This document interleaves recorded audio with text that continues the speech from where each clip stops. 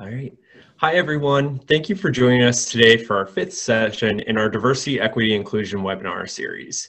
My name is Everett Eaton, and I'm the Membership Director here at the Greater Wilkes-Barre Chamber.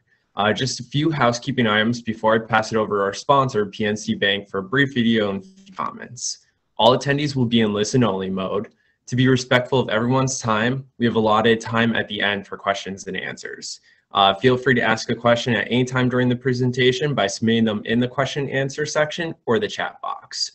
This event is also being live streamed on Facebook. For anyone watching on Facebook, please enter your questions in the comments section and we'll make sure we also get to them. A recording of the session will be available on our Facebook and YouTube pages by early next week. Last, if anyone is interested in joining our Diversity, Equity, and Inclusion Council or staying up to date on our efforts, please visit the Get Involved tab on our website. All right, we're going to get started with a brief video from our sponsor, PNC Bank, and then we'll hear from Matt Pugh from PNC. Make today a Knew You Had It In You day.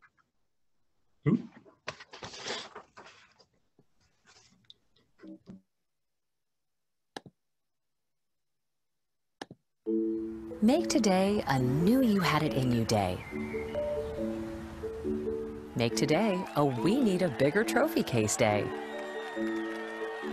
Make today a Learning the Basics day. Make today a Finally Going In on Season Tickets day.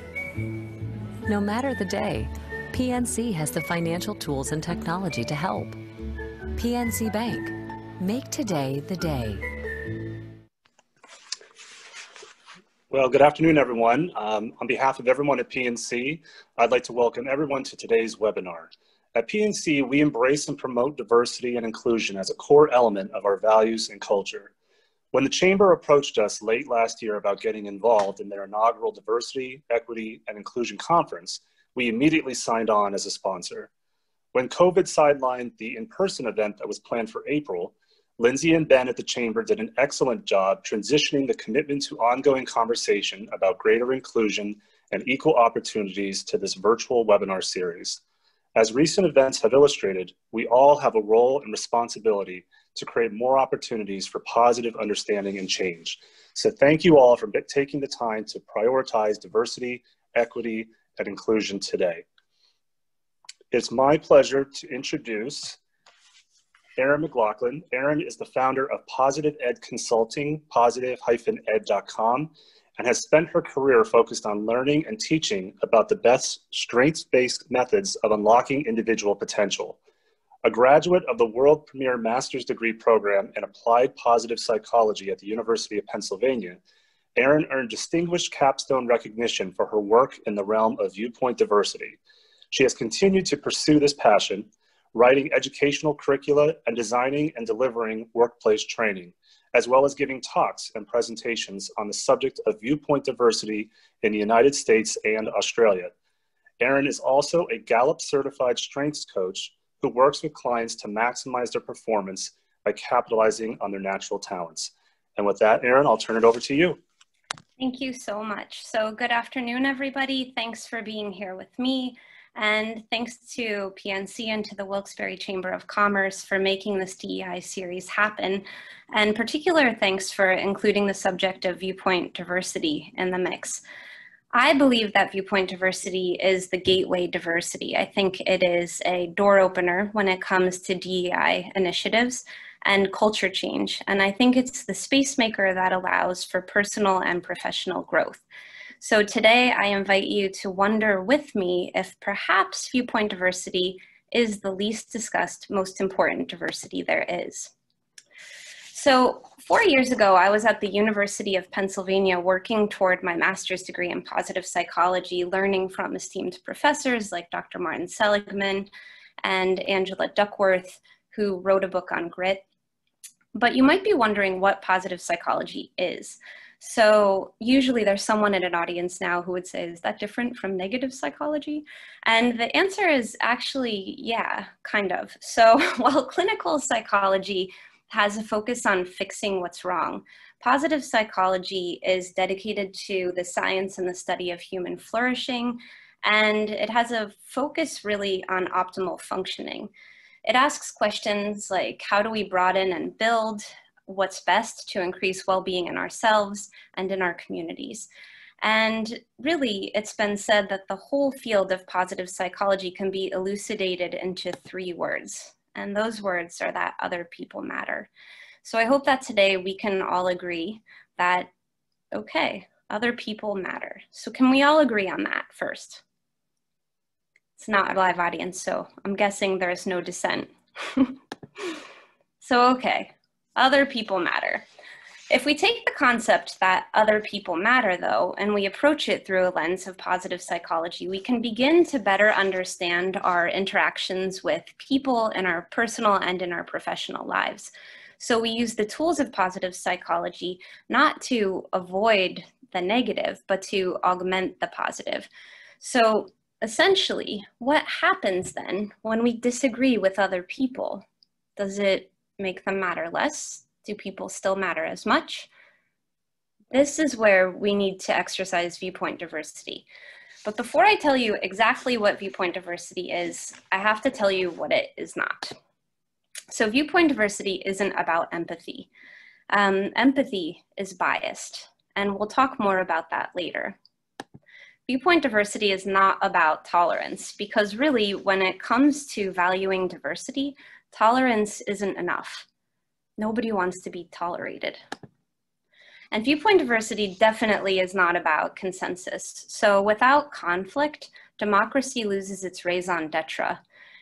It's really essential for any democracy to be able to deal with conflict in a constructive way.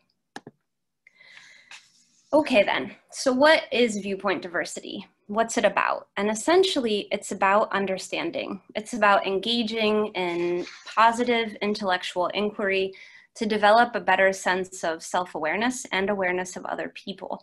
It's a way of thinking and a way of acting that can help further us all along the path of human flourishing.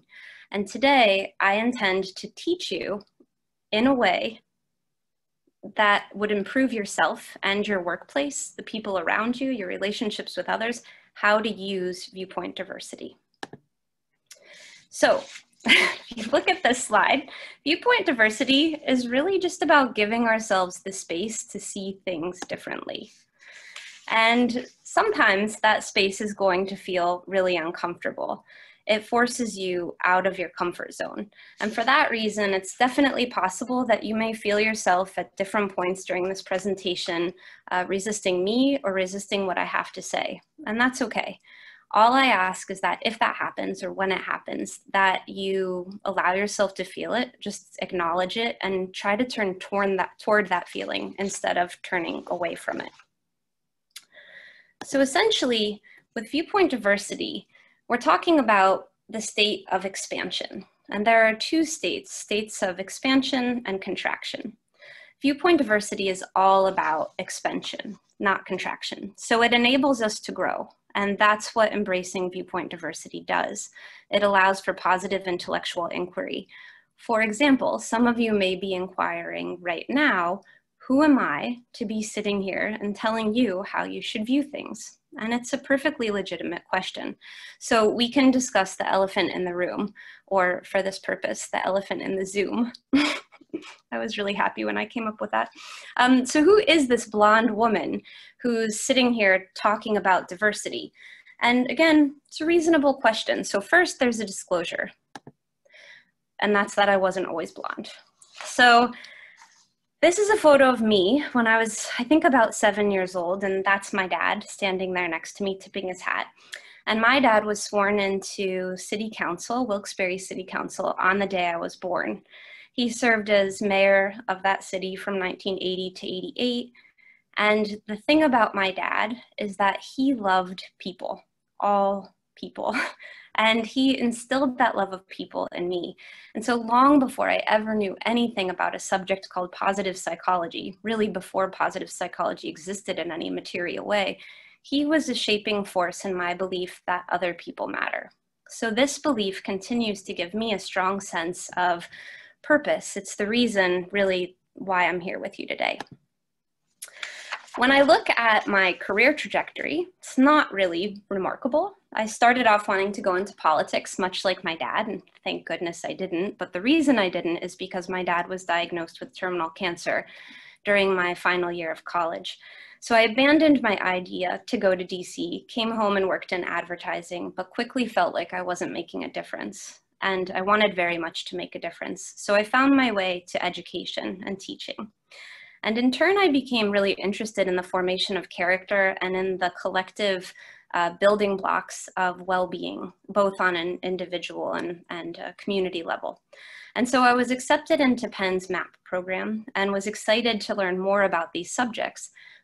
But in actuality, you know what I really learned was that I could actually help make sure that other people matter. So this is kind of where we start our journey today. And I'm borrowing this from a roadmap that was given, it's really a roadmap from James Ryan, who was the Dean of Harvard's Graduate School of Education, and he's now the president of the University of Virginia. He gave a commencement address that was framed around these questions that you see in front of you. And he considers these to be the 5 essential questions you need to be successful and happy. And since I'd like to be successful and you'd like to be happy, hopefully this will work. So we're going to start with the question, wait, what? And it's a really important question, and hopefully one that many of you will be asking yourselves today. It usually follows a kind of directive or a point that we're not sure that we agree with. So it gives us pause. Wait, what? And pauses are really important before we draw conclusions or make decisions. This question helps us slow down to kind of try to understand. So wait, what stresses the importance of inquiry over advocacy. It's one of the goals of Viewpoint Diversity, and I hope one of the things you take away from this webinar today. It's also one of those things that sounds quite agreeable in theory, but in practice it can be rather difficult. And I was tested in this whole idea of putting inquiry over advocacy quite early on in my experience at the MAP program at Penn, because I was in MAP in the fall of 2016. And as you may remember, in the fall of 2016, things changed. So this didn't just happen to me, it happened to us. It's our story. And it's just as much yours as it is mine. And it made and continues to make putting inquiry over advocacy very difficult for many of us. Of course, that doesn't mean that we interpret the story the same way. Depending on our views, we all dealt with the changes differently. So here are 2 more people who experienced that change. These are other people. I don't personally know these people, but let's consider the 3-word elucidation of positive psychology by Chris Peterson. Other people matter. So these are 2 other people. Do they matter? Paul Bloom, a professor at Yale, came to lecture our MAP class the weekend after Trump won the presidential election. It was a really tense time, and we are headed for a tense time again. At this time, my classmates, who were generally vocal in their liberal leanings, were really tested in their limits of finding a positive path through the post-election trauma. Paul was speaking to us about his view of empathy and the fact that it's not always a good thing. In fact, he explained that empathy could be downright dangerous. Right, so you can pause there, kind of consider that. But look at this. So for me, his argument was really compelling. He argued that it's a poor moral guide, that it's biased. It often pushes us in the direction of parochialism and racism, and that generally it makes us favor the one over the many. I thought this argument was really worthy of consideration and still do. He feels that empathy is generally a bad tool to use for allocating resources. The reason is because we have a really limited capacity for feeling the pain of others. And worse, we tend to empathize and identify with people who remind us of ourselves. So some of you may remember baby Jessica who was an 18-month-old Texan who was trapped in a well for 58 hours in 1987. I was only 11 at the time, but I remember it very well.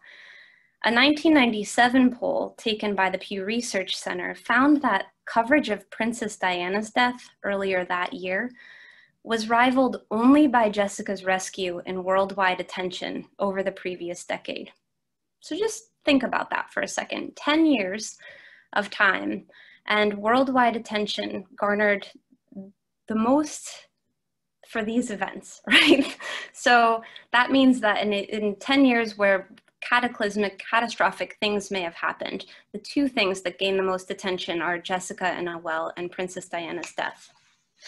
Compare that to something like this. So this is a photo of the Syrian refugee crisis. And regardless of how well-meaning and empathetic people are, things like this tend to overwhelm us, making us feel like we can't help because too many people need help, and who are all these people? Compare that to something like this. So this single image elicits an outpouring of empathy. This compels us to try. The MAP class that I was in school with were overwhelmingly pro-empathy. Like most of you, I'm sure, these are big-hearted people who really want to make a positive difference in the world and believe that they can.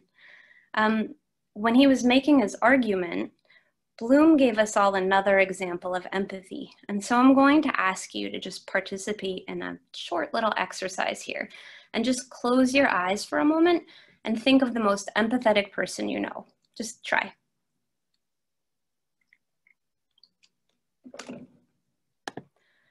Open your eyes.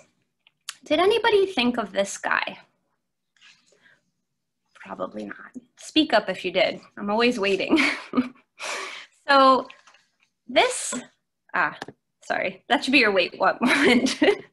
So the thing about Dick Cheney is that if you have any view of him at all, chances are pretty good you view him in a way that is not neutral. He is no doubt a controversial figure, and we have no shortage of controversial figures these days, do we? But Dick Cheney is particularly controversial, of course, for his stance on using torture to interrogate suspected terrorists. So I want you to take a look at this exchange. This is an exchange between Chuck Todd on a morning news program and Dick Cheney, and essentially Chuck asks Dick how he defines torture. And just look at Cheney's response. Well, torture to me, Chuck, is an American citizen on a cell phone making a last call to his 4 young daughters shortly before he burns to death in the upper levels of the Trade Center in New York City on 9/11. Cheney goes on to say that there's this notion that somehow there's moral equivalence between what the terrorists do and what we do. And he said that's absolutely not true. The question that Bloom was asking, that I'm just asking you, is this an empathetic response? Bloom argues yes, and I think most of you would agree that it is an empathetic response. Cheney is empathetic on the subject of torture. He just chooses to empathize with the victims of the terror attacks and those who loved them, instead of focusing on the suspected terrorists and their loved ones. This explanation by Bloom led to an outburst of a classmate that I will never forget, and it really changed the course of everything that I would do from that point on. She said there's no way that Dick Cheney had an empathetic bone in his body. He's an ignorant, evil man who cares only about himself and doesn't give a damn about other people. And that stopped me in my tracks because, well, because I was taken aback by her certainty. How did she know? How could she be so sure that Dick Cheney really doesn't care? And it sounded familiar to me because these two other people that are pictured here, people, again, that I don't know, they've also been called ignorant and evil. Why? Because these two people were lumped in with a whole group of other people who live in a county that flipped from voting for Obama twice in the last 2 elections to voting for Trump. And P.S., Wilkes-Barre is the county seat. So they are part of the reason Trump won Pennsylvania, part of the reason Trump is president, and they just happen to be my neighbors and maybe yours. Not that I know them, but in the days after the election, I saw them denigrated by half of the country and by almost all of my math class.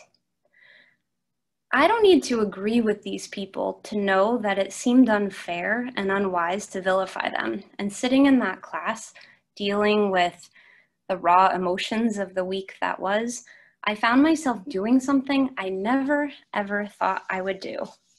I came to the defense of Dick Cheney.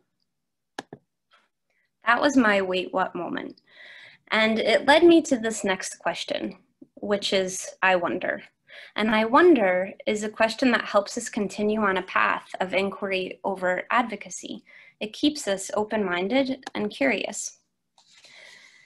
So perhaps most importantly, I wonder allows us to start thinking about how to improve. This is how viewpoint diversity finds its home in stepping away from advocacy in order to give intellectual inquiry a fighting chance. So I became really interested in the idea of self-righteousness and how it enables the appalling levels of political polarization we're seeing. And I wondered what we could do about that. What could I do about that? If I were to start, then I had to start with me. So I began a journey in November 2016 by defending a guy I really didn't like that much. And it took me to some strange and uncomfortable places in order to attempt to escape my own bubble. But it led me to a capstone project that turned into my passion, which is Viewpoint Diversity, focusing on how we can turn division into discourse and asking some other really important questions, like this one. In issue after issue, empathy is what is invoked on both sides in order to gain support for a particular view. Confrontations between the police and African Americans is just one example. As you know, I could have updated these pictures numerous times since these were added. But you understand, I think, that you can imagine how it feels to live in a universe of systemic and serial injustice directed at you. And maybe you could imagine how it feels to work in a profession that continually puts you in harm's way. Depending on your point of view, it's likely easier for you to imagine one of these situations over the other. Yet if our goal is to understand the issue, to understand each other, to try to actually fix things, we have to understand ourselves better. So we have to actively seek out other side arguments. I went to work creating a construct for what viewpoint diversity is and how it can be taught, because it can be taught and it should be taught. So what you see in front of you over here is a poster that I worked on and presented in Australia at a conference last year, the year before. And viewpoint diversity isn't about consensus, right? It's about understanding. So it's a positive path to intellectual inquiry. And certainly there are many questions in need of answering, like this one. So how did we get here? Is it really a new thing that the warmth toward our own party is so much different than our warmth towards the other party? Maybe you think that it's the same as it ever was, but actually, no. We have some data on this one. And the truth is that things haven't been this bad since the Civil War, and they are getting worse. So the thing about political polarization that is really interesting to consider is that we know it's a problem, but we might think it's because we're actually more divided on the issues facing our country more than we ever have been. But to be honest, that's not true. It's not really the issues that we're more divided on. It's just partisanship. It's all about identity politics. And so sadly, we find ourselves doubling down on these identities that then conflate to an ideology. This, I think, is one of the most dangerous things we're facing as a democracy, this idea of doubling down on identity politics. So what can we do? We get to the question, couldn't we at least? And if change doesn't start here with me, then how can I expect anything to change? So I thought, well, couldn't we at least try to use our community institutions to create positive change in political discourse? Couldn't we at least find a way to teach skills to students and workers, people who are invested in our community, that allows our neighbors or future leaders to get past disagreement, to be able to have open dialogue? Couldn't we at least find better solutions in our workplaces? Couldn't we at least is a question that at least helps us get started, not always knowing exactly where we're going to end up. And it brought me here. I have to be aware of what positions I'm taking and why. And this kind of questioning is needed now more than ever, at a time when identity-driven politics threatens independent thinking. So we all know of the Descartes, "I think, therefore I am" quote. But in the shower one morning, I realized that it flipped. It's really now, "I am blank, therefore I think blank." We're so driven in, focused on identity, that it's dictating what we should be thinking, how we should be behaving. And I felt like this is something that I could help. So this is what I came up with. These ideas are not new in the sense that it's all ancient wisdom. But when we talk about viewpoint diversity, these are the goals that I'm talking about. So the first one is really just Socrates, right? It's about self-awareness, know thyself. The second one is Confucius, the idea of intellectual humility, to know that we know what we know and that we do not know what we do not know. That is wisdom. And then the third one is really, it's John Stuart Mill, right? He who only knows his side of the case knows little of that. So none of these were my constructs. It's just that when I put it together, I thought, these are things that we can teach. These are things we can get better at. We can learn them and we can start to use them to guide our behavior. So let's start with awareness first. What can we do to be more self-aware? And that's a huge part of positive psychology. We can at least be sure that in addition to knowing our strengths, we also know our biases, because this helps us better understand ourselves and other people too. So what happened was being aware of the ways that we think about things can help a great deal. And so this book by Jonathan Haidt, The Righteous Mind, is highly recommended because it's a super interesting read based on moral psychology, trying to explain how we got here. Plato believed that reason should rule over the emotions, and Hume argues that reason is the slave of the passions. Moral psychology really builds on philosophy, using science to illuminate certain truths. So Jonathan Haidt, who wrote this book, was my capstone advisor, and he focused a great deal on polarization and its implications. So some of you may be familiar with Kahneman's work in terms of how we think, right? So thinking fast and slow. And the idea that Haidt kind of borrows for his next book, The Happiness Hypothesis, has to do with this idea about how we're all constantly fighting a battle between automatic and controlled perception. Haidt addresses this concept, like I said, in The Happiness Hypothesis, but he does it with a useful metaphor about an elephant and a rider. So if you can think about it this way, the automatic system one thinking is like an elephant, this big, unruly, difficult to control beast. And our system two thinking, or reason, is the rider on top of that elephant, constantly struggling to get control of the elephant. And the thing about it is that we do it all the time. As soon as you heard my voice, you made an intuitive judgment about whether or not you liked me. Happens all the time. We do it to all kinds of people. And so your elephant's going to lean one way or the other. Yeah, I kind of like her. I don't really like her. And no matter what happens from that point on, your reason has to work twice as hard to get you back to a point of neutrality. And that's important to know because, again, it happens with all people all the time. So you're constantly making these snap judgments that you're not even necessarily consciously aware of.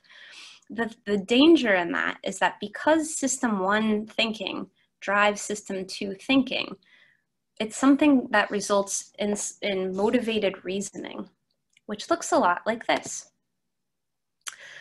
In terms of political polarization, as passions rise on both sides, so does motivated reasoning. It's what allows for post-truth politics. So if we want to believe something, we ask, can I believe it? And if we don't want to believe it, we ask, must I believe it? The internet and social media only amplify everything. So it's confirmation bias and virtue signaling on steroids. Our identities become inextricably linked to our ideologies. So now, if I question what you think, I'm actually questioning who you are.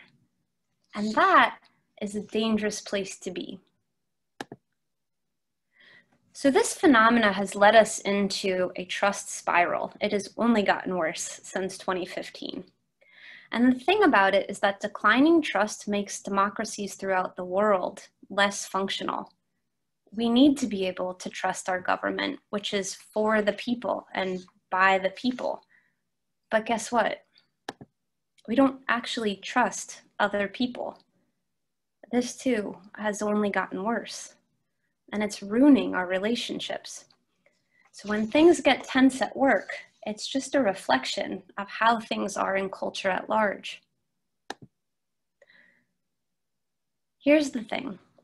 A loss of interpersonal trust is what allows us to turn away from people who we don't understand. Motivated reasoning allows us to rationalize not wanting to understand them. This kind of thinking is dangerous because it allows us to turn away, to devalue, and even to dehumanize other people. If we don't see other people as people, then how can they possibly matter? The ramifications of this kind of culture cannot stay outside the walls of any institution. And schools, just like workplaces, are inherently political. So I just wanted to show you this edition of a school newspaper. You can see that a conservative student, they're being just interviewed about their weigh-ins. And the conservative student says, I don't care anymore and have given up caring long ago. I get called many names, a racist or a sexist, without any explanation as to why I deserve that label. I've come to expect it. And the liberal student says the school should stop bringing up politics so much. By bringing them up at nearly every occasion, it is simply harmful and only causes more partisanship and political enmity. What we're witnessing is an end to any kind of constructive dialogue.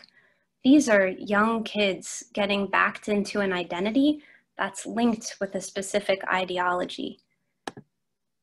So it's not just the government that's shutting down. It's a shutting down of discourse, a shutting down of dialogue, a shutting down of relationships, and ultimately a shutting down of ourselves and our personal growth.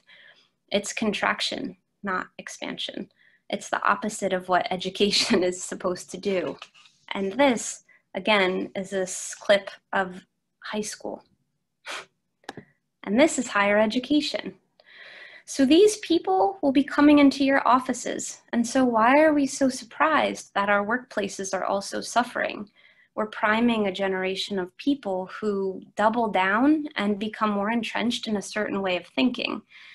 This isn't a great thing for democracy, and it's not a great thing for the workplace. It needs to be addressed, and viewpoint diversity can help by making us more aware that there are other ways of seeing the world.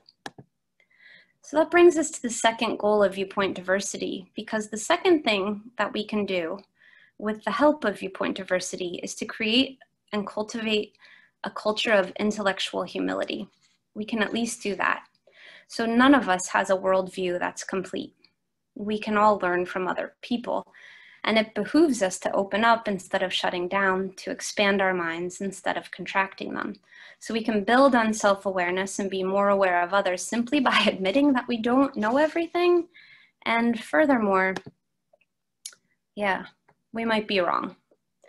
I don't think society does a good job celebrating being wrong, and I think it should celebrate it more, but people generally don't like being wrong. And Catherine Schultz wrote the book about this. She does this great TED Talk called On Being Wrong, and she asks a simple question that I'll ask you, which is, what does it feel like to be wrong? So go ahead, think about your answers. What does being wrong feel like? Well, my guess is doesn't feel good, feels humiliating, feels like you're losing something, defeated. But actually, when you're wrong, you're kind of running on ground that you think is there. So the thing is that being wrong feels a lot like being right. The feeling of feeling humiliated or somehow brought down is actually more realizing you're wrong. Being wrong feels pretty good because you don't know you're wrong. So the thing about that that's really important to understand is that we have to be really mindful to check ourselves. We have to ask, am I sure? And how do I know? And we have to consider what we think, but also really make sure that we're open-minded about what other people think. That doesn't mean, of course, that all arguments are created equal. They're not. So you don't have to get into an argument with somebody who's saying that the world is flat. You just don't engage in that. But there are plenty of issues where we think we're right and we just shut down the other side.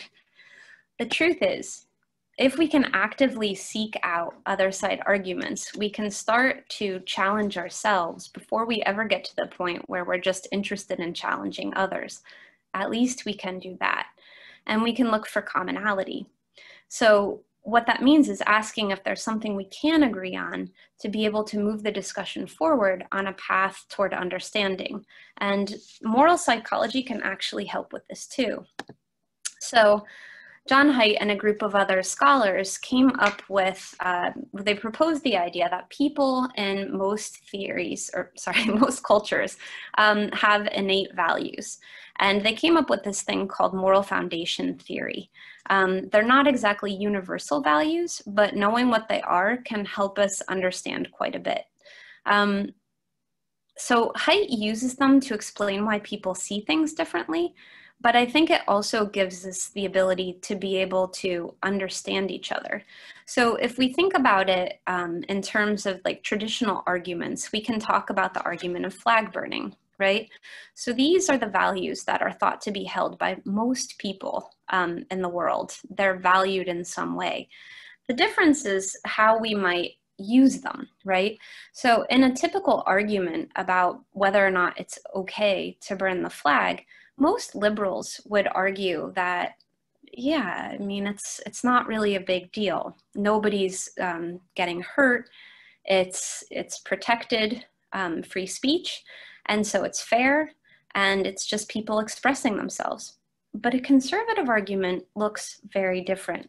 So a conservative argument would actually take these first two values and look at them differently, and they would elevate these other values.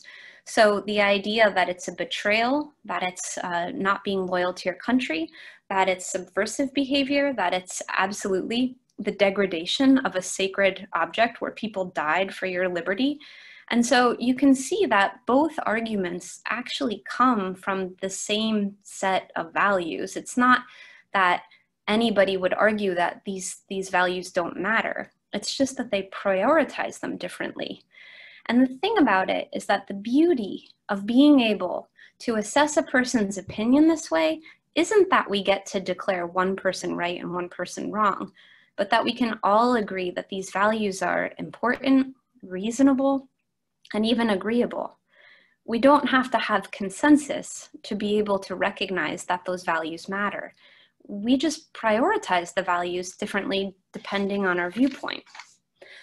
So what it might look like is the fact that liberals tend to put a huge amount of emphasis on the values of care and compassion. The left often sees fairness as linked to compassion and equality. The right sees fairness as proportionality. So even though both sides actually care a lot about liberty and oppression, on the left, the 1% and corporations are the oppressor, and on the right, the government is the oppressor, and on and on. And it's fine to disagree about these things. In fact, it's essential to our democracy. But see, when we recognize the shared value, it's much more difficult to dehumanize people and to use the usual arguments that are used against people with whom we disagree, that they're either ignorant, idiots, or just plain evil. Because human beings are actually amazing. We are cooperative. We work together for common goals to do vast amounts of good and create amazing civilizations. It's not all doom and gloom. We work together because of common values and for common goals all the time. We don't always work together for greater good, but we certainly can, right? And positive psychology says that we get to choose. So we can choose to either curse the darkness or choose to embrace the light. We can contract or we can expand. Positive psychology teaches this, and it's extremely empowering. And embracing viewpoint diversity gives us the space and the framework to turn toward things that make us uncomfortable. So what can you do? First, you can remain open to the possibility of viewpoint diversity being a path for positive intellectual inquiry and for building better relationships and finding better solutions at work. Each of us makes a measurable difference. We know that it's possible to cultivate well-being in the individual, the dyad, and the group. We also know that optimal well-being actually occurs when it can be fully realized on all three levels. In other words, we can use viewpoint diversity to make a difference for ourselves, for our relationships, and for the community at large. In our interpersonal relationships, our community, and the culture itself, we can actually be the change that we want to see. And that's a really awesome power. And it won't always be comfortable or easy. I really like these comics, so I'm going to give you a chance to actually read them. But it will, I believe, help everyone grow. And it's something you can start to integrate into your lives right now. Okay, so yes, now. All right, so the truth is there are opportunities to practice viewpoint diversity everywhere. At your dinner table, in meetings, when you're shopping in the supermarket. It's always possible to catch ourselves falling into self-righteous mode. In fact, that is our default mode because you are at the center of every experience you've ever had, as am I. So that old feeling of certainty takes hold pretty quickly, even just when driving in the car. And so I want to take you through my experience a few months ago when I was driving behind a car for a while that had a number of bumper stickers. And this was the one that was most prominent that stood out to me. It's not a neutral statement. It's meant to be provocative, to make us take a position. And my immediate thought was, that's obnoxious. I was feeling put off, something akin to mild disdain. I found myself irritated. And I don't even know this person. This was my emotional System 1 response, but I caught it. And so can you. And immediately after I caught it, I started a viewpoint diversity process that is now completely second nature to me. So step 2, I didn't know that person. I need some humility. I respect military service, and chances were pretty good that this was simply a supportive parent. I'm a supportive parent, so I get it. And besides, why was I feeling so certain that this message was meant to be insulting, that somehow it denigrated me or my daughters? I had to check myself. This is the system I came up with so that people could remember the principles of viewpoint diversity easily. If you want to practice, you can check yourself all the time as a matter of self-improvement, a commitment to improve your relationships with others. You can build a work culture based on this principle. It's not about empathy, tolerance, or consensus. It's really just about understanding. And the thing is that we all benefit from engaging in and appreciating viewpoint diversity. It's what makes life so much less boring that we can gaze at the same thing and see something totally different. That's a pretty amazing thing to experience. Viewpoint diversity then can lead us to ask what really matters. What is at the heart of being a good person, or of fostering a positive work culture, or of leading a good life? And the answer, I think, is other people. So what really matters is that we remain committed to understanding ourselves and other people a little better with each passing day. And we have to be careful to safeguard against ourselves and our selfies. As David McCullough Jr. said to his students, climb the mountain to see the world, not so the world can see you. And that's good perspective. And remember that your view, magnificent and as well earned as it may be, is just one way of seeing. That's what viewpoint diversity is. And it can positively change your life, because if other people matter, then their views must matter too. Thanks. Awesome. Thank you so much, Erin. That was a lot of great information there. I wanted to put it out, does anybody have any questions that they want to pose to Erin? I'll give everybody a couple seconds. And Erin, one question for you, I know that usually comes up. Could we share the slides with everyone? Of course, yeah. No Awesome. problem. I know I went through them quickly. I can't see the timer, so I have no idea if I ended too fast. Hopefully I didn't. That was perfect timing. Good, I'm glad.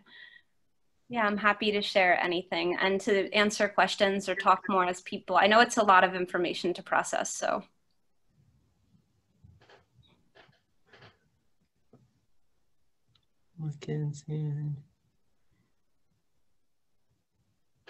I'll ask really quick. How did you get into positive psychology? I was a psych major in college, and I know it's a relatively new field.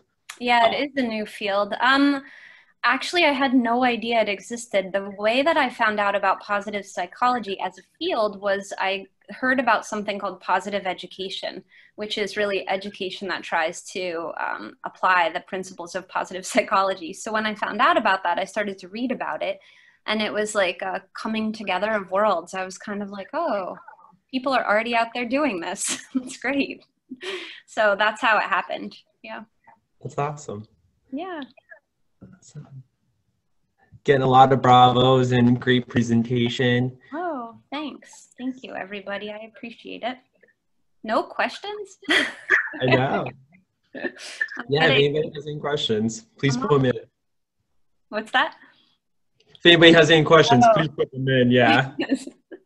That's okay. I just get off the hook easy. Yeah. Awesome. I guess what we'll do is we'll get that out to anybody who registered. Like I said, this will be available early next week. We've been getting them out usually Monday or Tuesday to everyone.